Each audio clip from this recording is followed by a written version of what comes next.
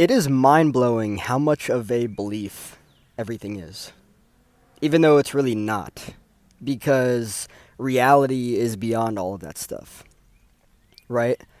Meanwhile, I was raised with all these different beliefs as to what everything is, and as a result of that, that has very much kept me inside of a box, a very specific box of experience of life. And I just think that it's so interesting too because it's none of that stuff. It literally is none of that stuff. It's life is reality, and reality is beyond belief and beyond all these labels that we create for it. But when we get stuck inside of these labels, we live a very specific way. We experience life very specifically. We experience things in life very specifically, right? For instance, I learned a belief that I was inherently defective. And with that, I learned a belief that everyone else had what I needed to be okay. Like the answer to Chris was in everyone else. And it's just not true, right? So this was actually one of the biggest blockages to individuation, right? Because previously I tuned my energy into everyone else to try to achieve a sense of safety, but you really can't do that when other people are not safe, when they're not healthy, right? When they're not stable.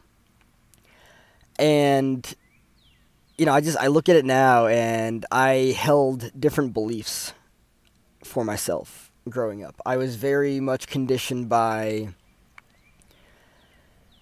just lack, defectiveness. Like I was saying before, I had this idea that other people had what I needed, right? I couldn't be okay or I couldn't be validated unless other people did it first, right? But it's not real.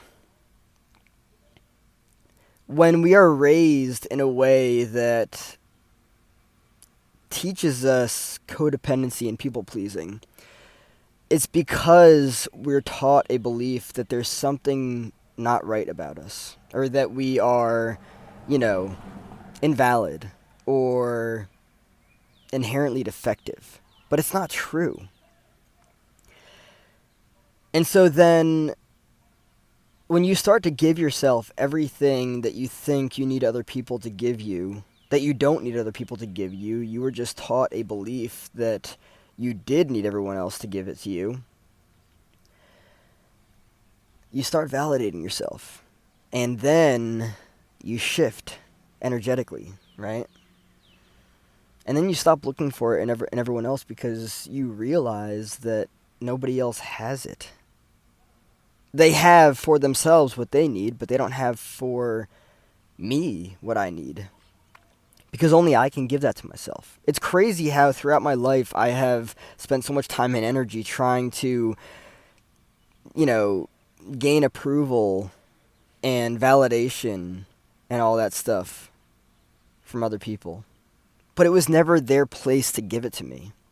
And that's actually a huge burden of responsibility on other people, right?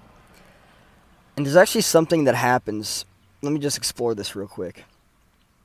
When you don't validate yourself and you look outside of yourself for that, people sense that. They feel that. And they look at that and they're like,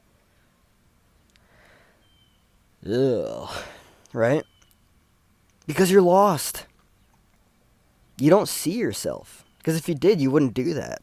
Because if you did see yourself, you would know that nobody else has what it is that you're looking for. Because it's within you, right? And so, instead, when you do validate yourself, when you do give yourself that, other people are like,